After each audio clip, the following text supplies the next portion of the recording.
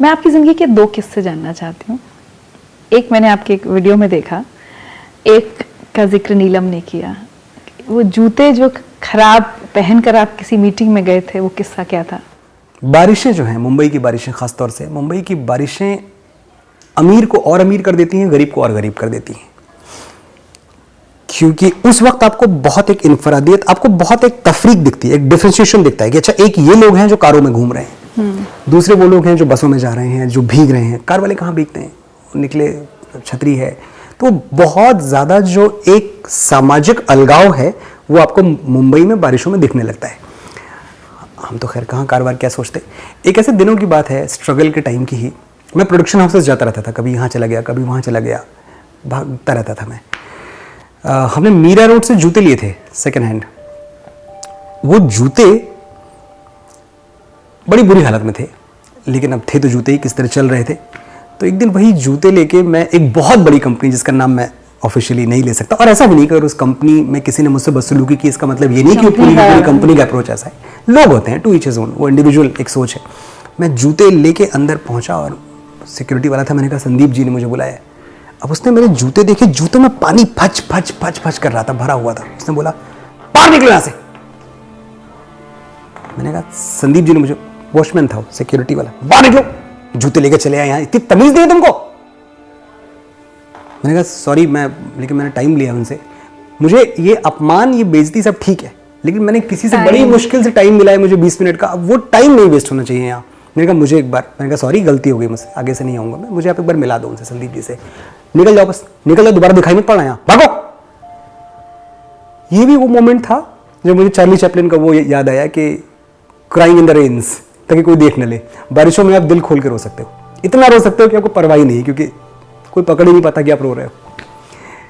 तो ये ऐसे भी दिन थे।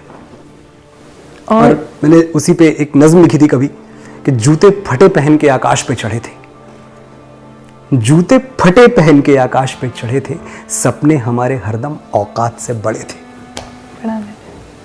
सर काटने से पहले दुश्मन ने सर झुकाया, सर काटने से पहले दुश्मन ने सर झुकाया, जब देखा हम निहत्थे मैदान में खड़े थे। तलवार पहले टूटी, फिर कट गए ये बाजू, और बावजूद इसके हम देर तक लड़े थे। फिर भी नहीं किया था हमने जमीन का सौदा, वो नहीं लिखा जो हम लिखना नहीं चाहते थे। तमाम मौके आए ऐसे। तो ऐसे भी दिन आए ऋचा, जब कि आपके सामने ऐसे प्रस्ताव आए कि आप ठीक लिखते हैं, आप लिखिए और नाम हमारा जाएगा, हम आपको इतने पैसे देंगे। ये तो बहुत होता है। हाँ, अच्छे खासे पैसे की बात कर रहा हूँ मैं, घोस्ट राइटिंग के लिए। मैंने कहा नहीं माने कभी, बिल्कुल नहीं। मैं ऐसे ही फुटपाथों पे सोता रहूँगा, मैं भूखा जागूंगा, भूखा सोऊंगा, लेकिन मेरे बच्चे का बाप कोई और नहीं होगा, वो मैं ही रहूँगा।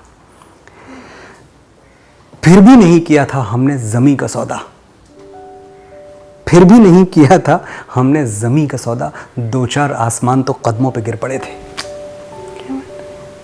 तो कुछ चीज़ें कभी नहीं बदली, कुछ जो वैल्यूज़ थी वो इसलिए नहीं बदली क्योंकि, अब सही गलत मैं नहीं कह रहा हूँ, पर ये वो वैल्यूज़ हैं जिनको लेके मैं बड़ा हुआ हूँ, जिनको लेके मैंने इतनी लंबी ज़िंदगी जी है। वो जिसे लिख के शर्म आ जाए ऐसा नगमा कोई लिख जाऊँ क्या, वो जिसे लिख के शर्म आ जाए ऐसा नगमा कोई लिख जाऊँ क्या, शोहरतें भी हैं ज़रूरी लेकिन शोहरतों के लिए बिक जाऊँ क्या।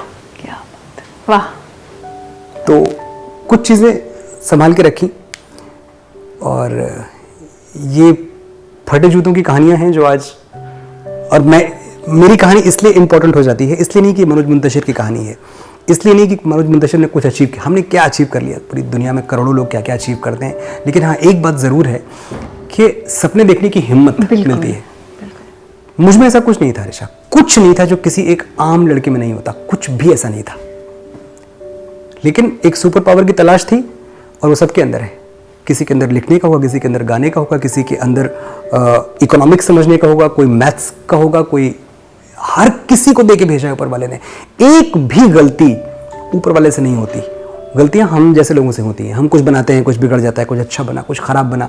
हमने कोई गाना अच्छा लिखा, कोई गाना खराब लिखा, उसने कोई गाना खराब नहीं लिखा है, उसने हम सबको लिखा है ना, सबकी कहानी अच्छी लिखी है, हम सबकी कहानी अच्छी लिखी है। बस कभी ऐसा होता है कि एक मोमेंट आता है कि आपको ऊपर वाले से कलम लेके बाकी कहानी खुद लिखनी पड़ती है। तो वो बाकी की कहानी जो लिख पाते हैं, जो ऊपर वाले को कहते हैं कि बस ठीक है आपने यहाँ तक लिखा, बहुत अच्छा, बाकी हम लिखेंगे। मेरे साथ ये था कि मैं हमेशा एक बात जानता था, बहुत ही मॉडेस्ट बैकग्राउंड था, मैं देखता था कि मेरी फैमिली को कभी सेकंड लुक कमांड नहीं करती थी। मेरी फैमिली कौन है, पंडित जी हैं, मैडम कौन है, ये प्राइमरी स्कूल में टीचर हैं, कभी सेकंड लुक कमांड नहीं किया। कभी किसी ने हमें इस लायक नहीं समझा कि किसी जलसे में, किसी खास किसी आयोजन में हमें भी फ्रंट रो या सेकंड रो पे बिठाया जाए हमारी फैमिली को। मुझे हमेशा लगता था कि यार मेरे डैड, मेरे पापा ये पीछे क्यों बैठे हैं, ये ज़मीन पे ही क्यों बैठे हैं, आखिरी की कुर्सी पे क्यों बैठे हैं, ये पहले वाली कुर्सी किसके लिए, ये लोग कौन है जो पहली कुर्सी पे बैठते हैं, और ये पहली कुर्सी पे हम क्यों नहीं बैठ सकते। ये सपने कितने बड़े थे।